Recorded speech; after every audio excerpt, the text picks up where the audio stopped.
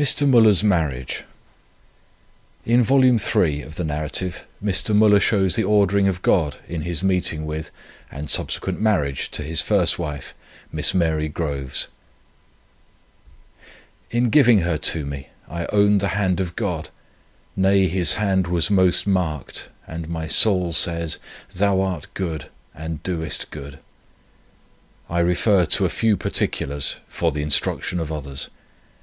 When at the end of the year 1829 I left London to labour in Devonshire in the Gospel, a brother in the Lord gave me a card containing the address of a well-known Christian lady, Miss Paget, who then resided in Exeter, in order that I should call on her, as she was an excellent Christian.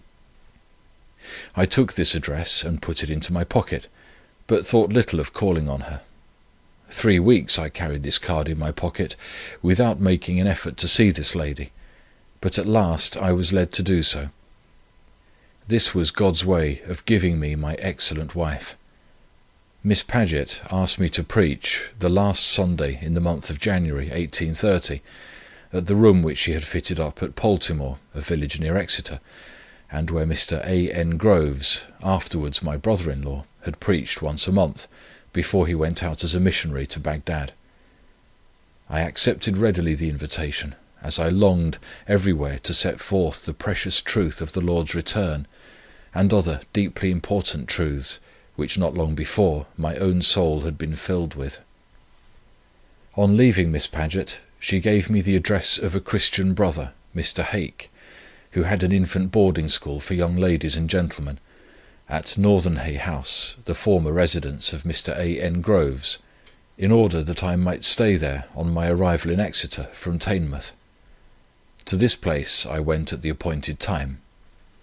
Miss Groves, afterwards my beloved wife, was there, for Mrs. Hake had been a great invalid for a long time, and Miss Groves helped Mr. Hake in his great affliction by superintending his household matters. My first visit led to my going again to preach at Poltimore after the lapse of a month, and I stayed again at Mr. Hake's house.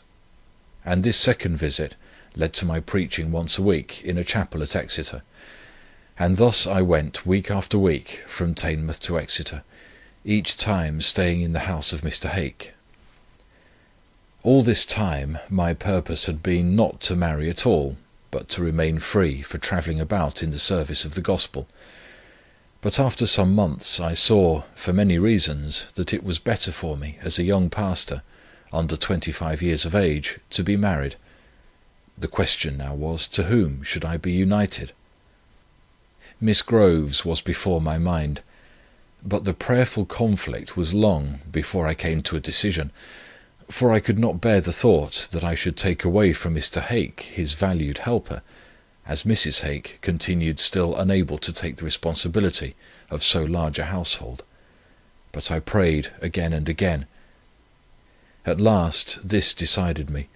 I had reason to believe that I had begotten an affection in the heart of Miss Groves for me, and that therefore I ought to make a proposal of marriage to her, however unkindly I might appear to act to my dear friend and brother Mr. Hake, and to ask God to give him a suitable helper to succeed Miss Groves. On August the 15th, 1830, I therefore wrote to her, proposing to her to become my wife, and on August the 19th, when I went over as usual to Exeter for preaching, she accepted me.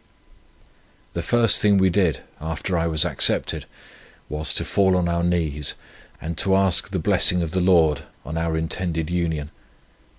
In about 2 or 3 weeks the Lord, in answer to prayer, found an individual who seemed suitable to act as housekeeper, whilst Mrs. Hake continued ill.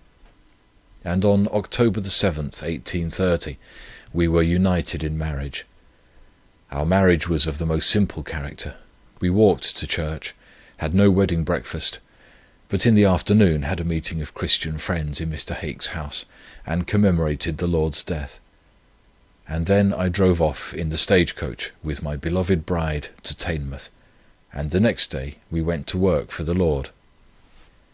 Simple as our beginning was, and unlike the habits of the world, for Christ's sake, so our godly aim has been to continue ever since. Now see the hand of God in giving me my dearest wife. First, that address of Miss Paget's was given to me under the ordering of God. Second, I must at last be made to call on her, though I had long delayed it. Third, she might have provided a resting place with some other Christian friend, where I should not have seen Miss Groves. Fourth, my mind might have at last, after all, decided not to make a proposal to her, but God settled the matter thus in speaking to me through my conscience: You know that you have begotten affection in the heart of this Christian sister, by the way you have acted towards her, and therefore, painful though it may be to appear to act unkindly towards your friend and brother, you ought to make her a proposal. I obeyed. I wrote the letter in which I made the proposal, and nothing but one even stream of blessing has been the result. Let me here add a word of Christian counsel. To enter upon the marriage union is one of the most deeply important events of life. It cannot be too prayerfully treated. Our happiness, our usefulness, our living for God or for ourselves afterwards, are often most intimately connected with our choice. Therefore, in the most prayerful manner this choice should be made. Neither beauty, nor age, nor money, nor mental powers should be that which prompt the decision, but first, much waiting upon God for guidance should be used. Second, a hearty purpose to be willing to be guided by Him should be aimed after. Third, true godliness, without a shadow of doubt, should be the first and absolutely needful qualification to a Christian with regard to a companion for life. In addition to this, however, it ought to be at the same time calmly and patiently weighed, whether in other respects there is a suitableness. For instance, for an educated man to choose an entirely uneducated woman is unwise, for however much on his part love might be willing to cover the defect, it will work very unhappily with regard to the children.